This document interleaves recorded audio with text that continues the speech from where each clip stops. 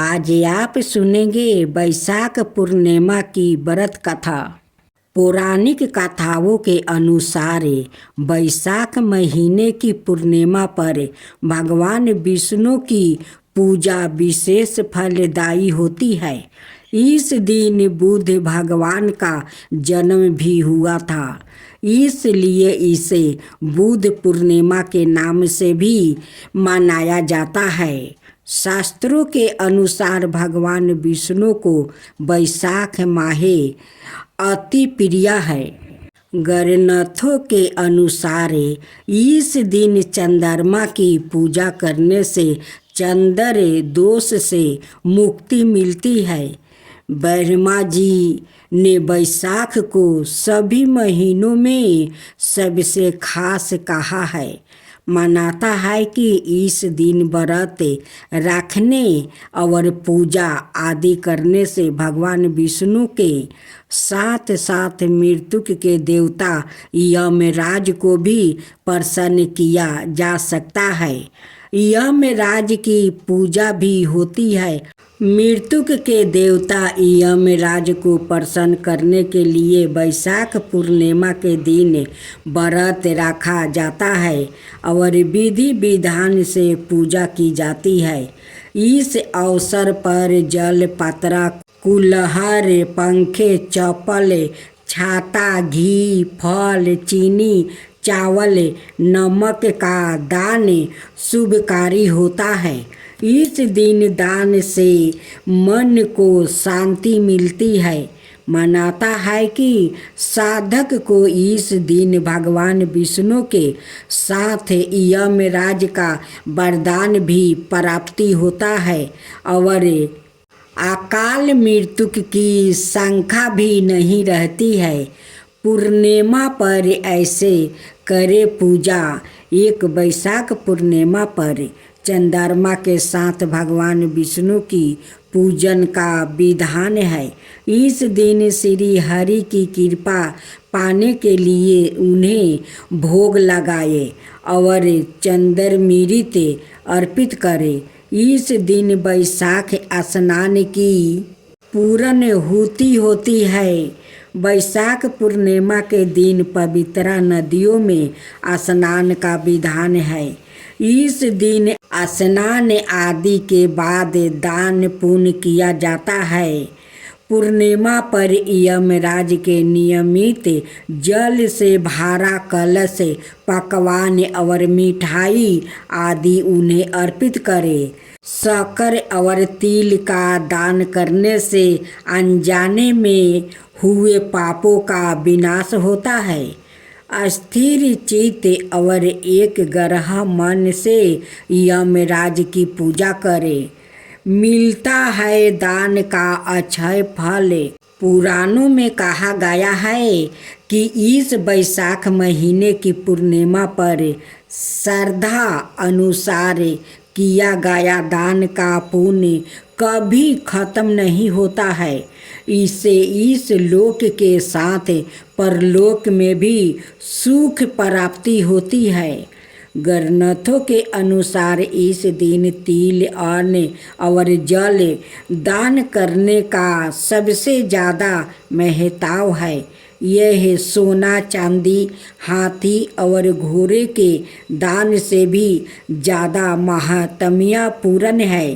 अन्न और जल दान से मानव, देवता, पितृ सभी को पितृ मिल जाती है। शास्त्रों के अनुसार कन्यादान को भी इन सभी के बराबर माना जाता है। पूर्णिमा व्रत कथा। एक कथा के अनुसार एक साहूकार को 2 पुत्रियां थी। दोनों पुत्रियां पूर्णिमा का व्रत रखती थी, लेकिन बड़ी पुत्री पूरा व्रत करती थी और छोटी पुत्री अधूरा व्रत करती थी। इसका परिणाम यह हुआ कि छोटी पुत्री की संतान पैदा होते ही मर जाती थी। उसने पंडितों से इसका कारण पूछा तो उन्होंने बताया कि तुम पूर्णिमा का अधूरा व्रत करती थी, जिसके कारण तुम्हारी संतान पैदा होते ही मर जाती है। पूर्णिमा का पूरा व्रत विधि पूर्वक करने से तुम्हारी संतान जीवित रह सकती है। उसने पंडितों की सलाह पर पूर्णिमा का पूरा व्रत विधि पूर्वक किया। बाद में उसे एक लड़का पैदा हुआ, जो कुछ दिनों बाद ही फिर से मर गया। उसने लड़के को एक पाटे पीठा पर लेटाकर ऊपर से कपड़ा ढाक दिया। फिर बड़ी बहन को बुला कर लाई और बैठने के लिए वही पाटा दे दिया। बड़ी बहन जब उस पर बैठने लगी, जो उसका घाघरा बच्चे का छू गया। बच्चा घाघरा छूते ही रोने लगा। तब बड़ी बहन ने कहा कि तुम मुझे कलंक लगाना चाहती थी, मेरे बैठने से यह मर जाता। तब छोटी बहन बोली कि यह तो पहले से मारा हुआ था, तेरे ही भाग्य से यह जीवित हो गया है, तेरे पुण्य से ही यह जीवित हुआ है। उसके बाद नगर में उसने ढिढोरा पिटवा दिया कि सभी पूर्णिमा का पूरा व्रत करो। आप सुनेंगे वैशाख पूर्णिमा की व्रत कथा। बुद्ध पूर्णिमा बौद्ध समुदाय का सबसे बड़ा त्योहार है। इस दिन भगवान बुद्ध को बोध गाय में पीपल के पेड़ के नीचे सत्य ज्ञान की प्राप्ति हुई थी। यह दिन पीपल पूनम भी कहलाता है और इसे अबूझ मुहूर्त माना जाता है, यानी इस दिन कोई भी शुभ कार्य बिना किसी पंडित से पूछे किया जा सकता है। वैशाख पूर्णिमा भगवान विष्णु के कश्यप अवतार का जन्म दिन है। इसे कुर्मा जयंती के नाम से जाना जाता है। संस्कृत भाषा में कुर्मा का अर्थ कछुआ होता है। भगवान विष्णु ने इस दिन कछुए के रूप में मंदिराचल पर्वत को अपनी पीठ पर धारण करके समुद्र मंथन में सहायता की थी। अब सुने पूर्णमासी व्रत कथा। द्वापर युग में एक समय की बात है कि यशोदा जी ने कृष्णा से कहा, हे कृष्णा, तुम सारे संसार के उत्पन्न करता, पोषक और उसके संहार करता हो। आज कोई ऐसा व्रत मुझसे कहो जिसके करने से मृत्यु लोक में स्त्रियों को विधवा होने का भय ना रहे और यहाँ व्रत सभी मनुष्यों की मनोकामना पूर्ण करने वाले हो। श्री कृष्णा कहने लगे, हे माता, तुमने अति सुंदर प्रश्न किया है।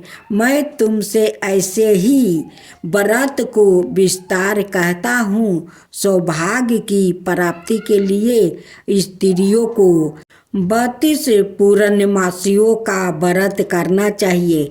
इस व्रत के करने से स्त्रियों को सौभाग्य संपत्ति मिलती है। यह व्रत अचल सौभाग्य देने वाला और भगवान शिव के प्रति मनुष्य मात्रा की भक्ति को बढ़ाने वाला है।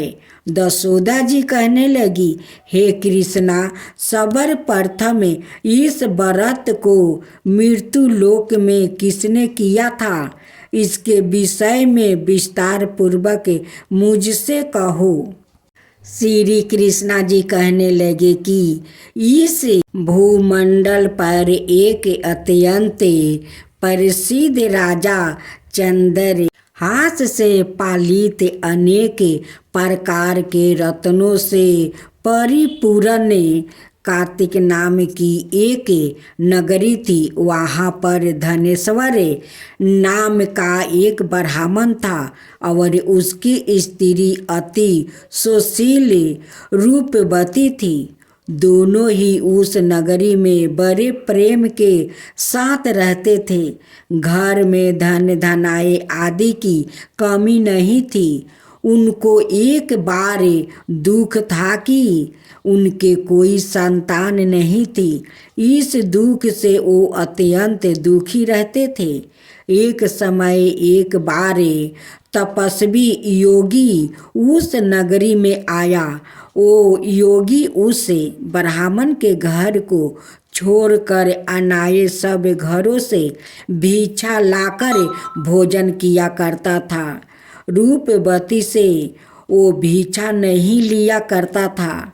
उस योगी ने एक दिन रूपवती से भिक्षा ना लेकर किसी अनाए घर में भिक्षा लेकर गंगा किनारे जाकर भिक्षा अन्न को प्रेम पूर्वक खा रहा था कि धनेश्वर ने योगी का यह सब कार्य किसी प्रकार से देख लिया। अपनी भिक्षा के अनादर से दुखी होकर धनेश्वर योगी से बोला, महात्मने, आप सब घरों से भिक्षा लेते हैं, परंतु मेरे घर की भिक्षा कभी भी नहीं लेते हैं। इसका कारण क्या है?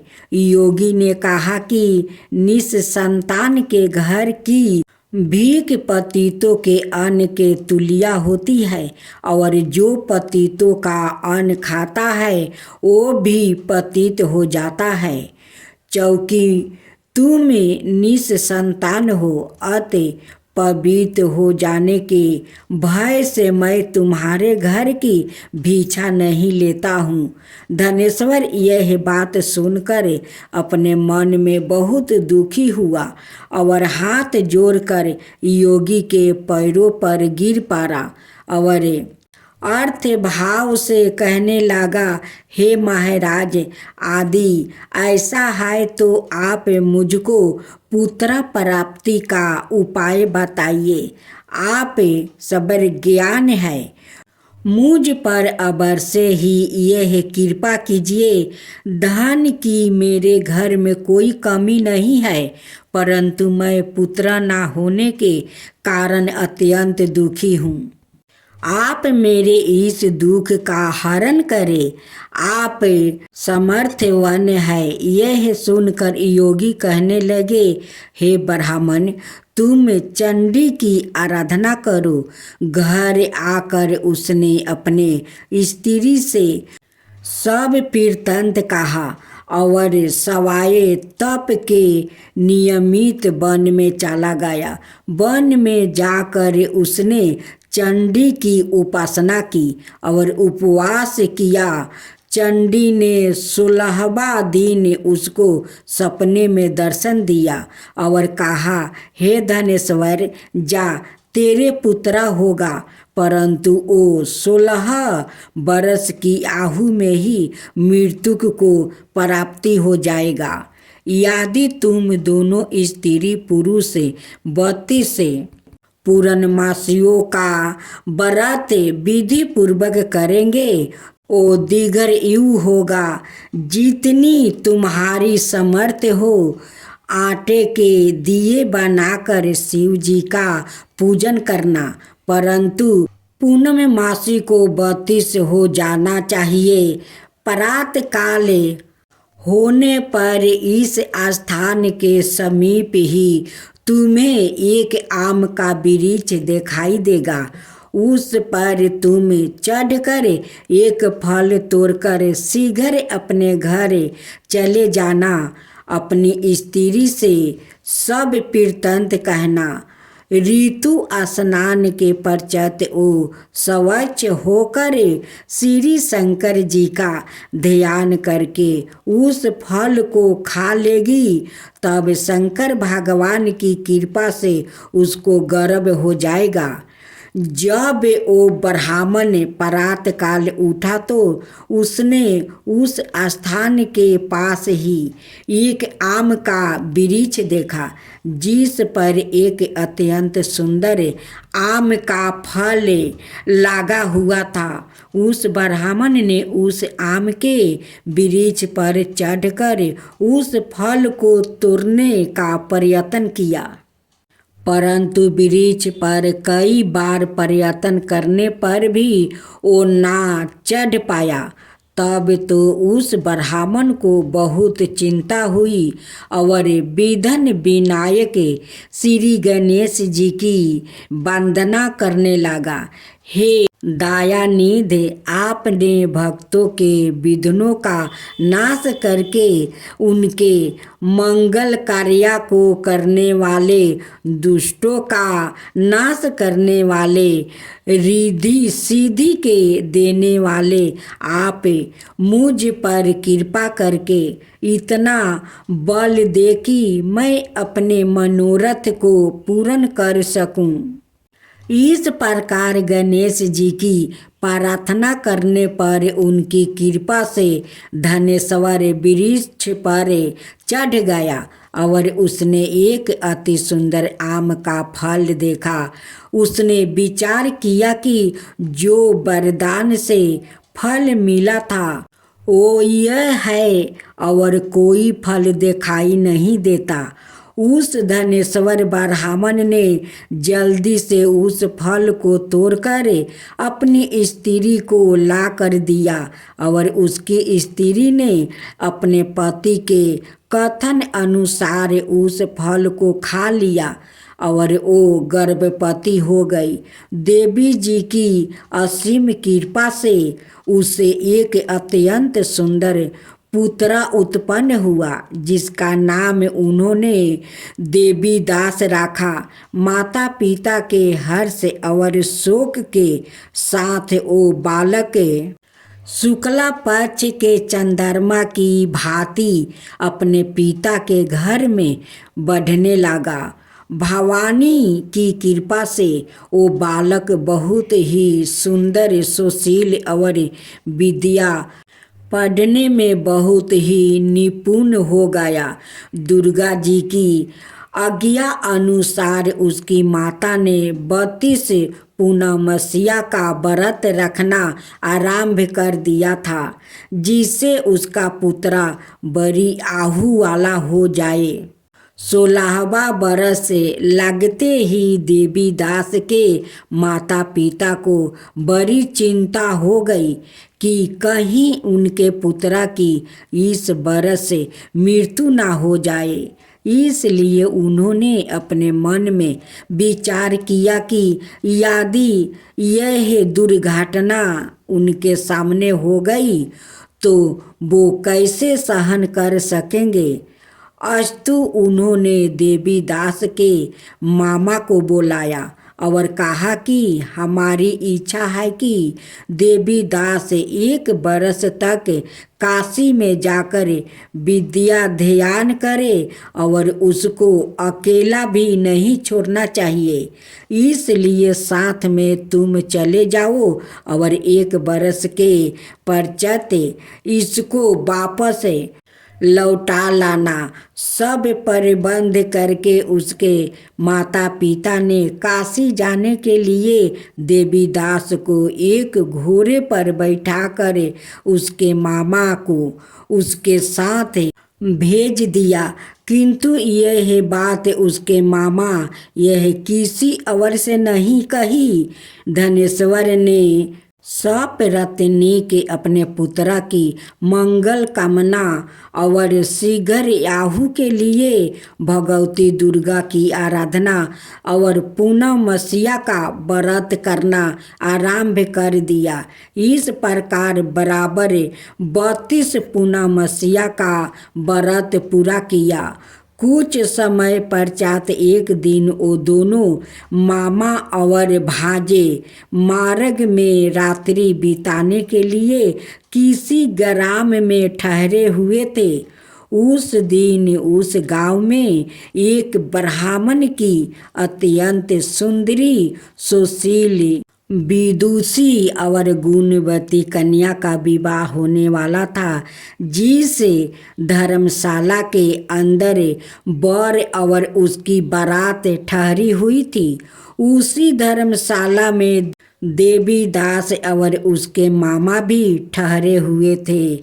योग बस कन्या को तेल आदि चढ़ाकर मंडप आदि का कीर्तन किया गया तो लगन के समय वर को धनुव्रत हो गया। अस्तु वर के पिता ने अपने कुटुंबों से परामर्श करके निश्चय किया कि यह देवी दास मेरे पुत्रा जैसा ही सुंदर है, मैं इसके साथ ही लगन कर दूं और बाद में विवाह के अनाय कार्य मेरे लड़के के साथ हो जाएंगे। ऐसा सोचकर देवी दास के मामा से जाकर बोला कि तुम थोड़ी देर के लिए अपने भांजे को हमें दे दो, जिससे विवाह के लगन का सब कीर्तन सुचारू रूप से हो सके।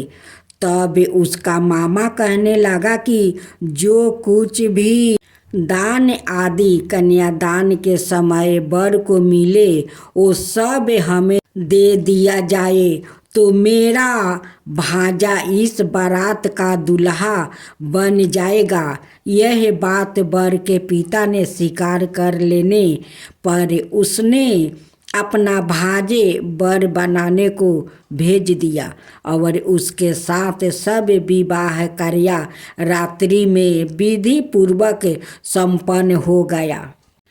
पत्नी के साथ वो भोजन ना कर सका और अपने मन में सोचने लगा कि ना जाने यह किसकी स्त्री होगी।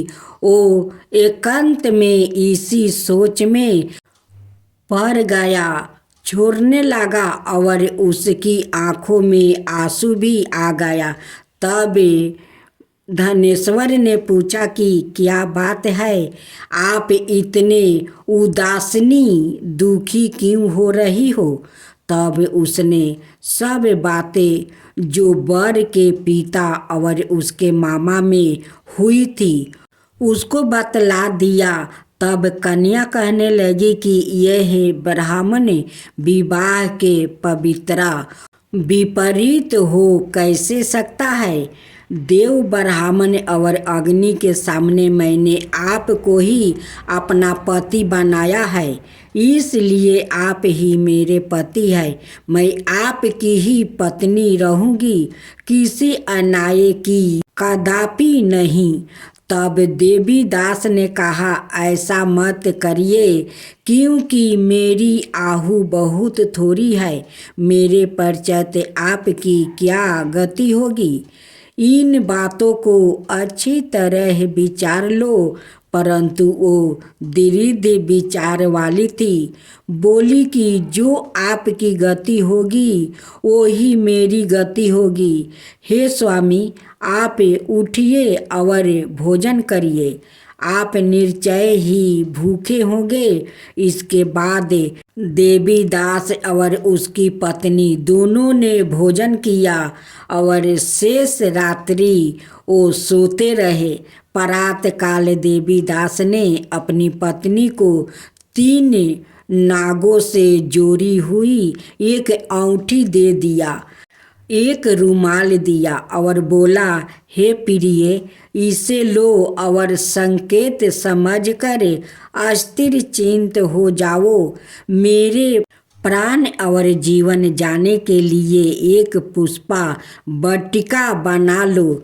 उसमें सुगंधि वाली एक नावमलिका लगा लो। उसको प्रतिदिन जल से सींचा करो और आनंद के साथ खेला कूदा करो और उत्साह मनाओ। जिस समय और जिस दिन मेरा मृत्यु होगा यह फूल सूख जाएगा और जब यह फिर हरे हो जाएंगे तो जान लेना कि मैं जीवित हूँ। यह बात निश्चय करके समझा लेना, इसमें कोई संदेह नहीं है। यह समझा कर वो चला गया। प्रातः काल होते ही वहाँ पर गजे बजे बाजने लगे और जिस समय विवाह के कार्य संपन्न करने के लिए वर और सब बारातियों मंडप में आया तो कन्या ने वर को भली प्रकार से देखकर अपने पिता से कहा कि यह मेरा पति नहीं है, मेरा पति यही है जिसके साथ रात्रि में मेरा पानी ग्रहण हुआ था। इसके साथ मेरा विवाह नहीं हुआ है। यदि यह वही है तो बताए कि मैंने इसको क्या दिया। मधुर पूर्वक और कन्यादान के समय जो मैंने भूषणादि दिए थे उन्हें दिखाइए, और रात में मैंने क्या गुप्त बातें कही थी वो सब सुनाइए। पिता ने उसके कथन अनुसार वर को बुलाया।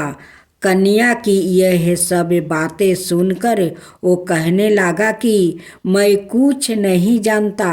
इसके पश्चात लज्जित होकर वो अपना समूह लेकर चला गया और सारी बारात भी अपमानित होकर वहाँ से लौट गई। भगवान श्री कृष्णा बोले, हे माता, इस प्रकार देवीदास काशी विद्या ध्यान के लिए चला गया। जब कुछ समय बीत गया तो काल से प्रतीत होकर एक सांप रात्रि के समय उसको डांसने के लिए वहाँ पर आया। उस विषधार के प्रभाव से उसके शयन का स्थान चारों ओर से विष की ज्वाला से विशोला हो गया, परंतु भरत राज के प्रभाव से उसको काटने ना पाया, क्योंकि पहले ही उसकी माता ने 32 पूर्णिमा का व्रत कर रखा था। इसके बाद मध्याह्न के समय सवर काल वहाँ पर आया और उसके शरीर से उसके प्राणों को निकालने का प्रयत्न करने लगा, जिससे वो मूर्छित होकर पृथ्वी पर गिर पड़ा। भगवान की कृपा से उसी समय पार्वती जी के साथ श्री शंकर जी वहाँ पर आ गया। उसको मूर्छित दशा में देखकर पार्वती जी ने भगवान शंकर से प्रार्थना की कि हे महाराज, इस बालक की माता ने पहले 32 पूर्णिमा का व्रत किया था, जिसके प्रभाव से हे भगवान आप इसको प्राण दान दे। भवानी के कहने पर भक्त वत्सल भगवान श्री शिव जी ने उसको प्राण दान दे दिया। इस व्रत के प्रभाव से काल को भी पीछे हटना पड़ा और देवीदास स्वस्थ होकर बैठ गया। उधर उसकी स्त्री उसके काल की प्रतीक्षा किया करती थी। जब उसने देखा कि उस पुष्पा वाटिका में पुत्रा पुष्पा कुछ भी नहीं रहे तो उसको अत्यंत आश्चर्य हुआ, और जब वो वैसे ही हरी भरी हो गई तो वो जान गई कि वो जीवित हो गया है। यह देखकर वो बहुत प्रसन्न मन से अपने पिता के कहने लगी कि पिताजी, मेरे पति जीवित है, आप उनको ढूंढिए। जब 16वां बरस व्यतीत हो गया तो देवीदास भी अपने मामा के साथ काशी से चल दिया। इधर उस भुवनेश्वर को ढूंढने के लिए अपने घर से जाने वाला ही था कि वो दोनों मामा भांजे वहाँ पर आ गया। उसको आया देखकर उसका भुवनेश्वर बड़ी प्रसन्नता के साथ अपने घर में ले आया। उस समय नगर के निवासी भी वहाँ इकट्ठा हो गया और सबने निश्चय किया कि अवश्य ही इसी बालक के साथ इस कन्या का विवाह हुआ था। उस बालक को जब कन्या ने देखा तो पहचान लिया और कहा कि यह तो यही है, संकेत करके गाया था। तदुपरांत सभी कहने लगे कि भला हुआ जो यह आ गया, और सब नगरवासियों ने आनंद मनाया। कुछ दिन बाद देवी दास अपनी पत्नी और मामा के साथ अपने भुवनेश्वर के घर से बहुत सा धन लेकर अपने घर के लिए प्रस्थान किया। जब वो अपने गांव के निकट आ गया तो कोई लोग ने उसको देखकर उसके माता पिता को पहले ही जाकर खबर कर दिया कि तुम्हारा पुत्र देवीदास अपनी पत्नी और मामा के सहित वो आ रहा है। ऐसा समाचार सुनकर पहले तो उन्हें विश्वास नहीं हुआ, किंतु जब और लोगों ने भी आकर उनकी बात का समर्थन किया तो उनको बड़ा आश्चर्य हुआ। लेकिन थोड़ी देर में देवीदास ने आकर अपने माता पिता के चरणों में अपना सिर रख कर प्रणाम किया और उसकी पत्नी ने अपने सास ससुर के चरणों को स्पर्श किया तो माता पिता ने अपने पुत्र और पुत्रवधू को अपने हृदय से लगा लिया और दोनों की आंखों में प्रेम आंसू बह चले।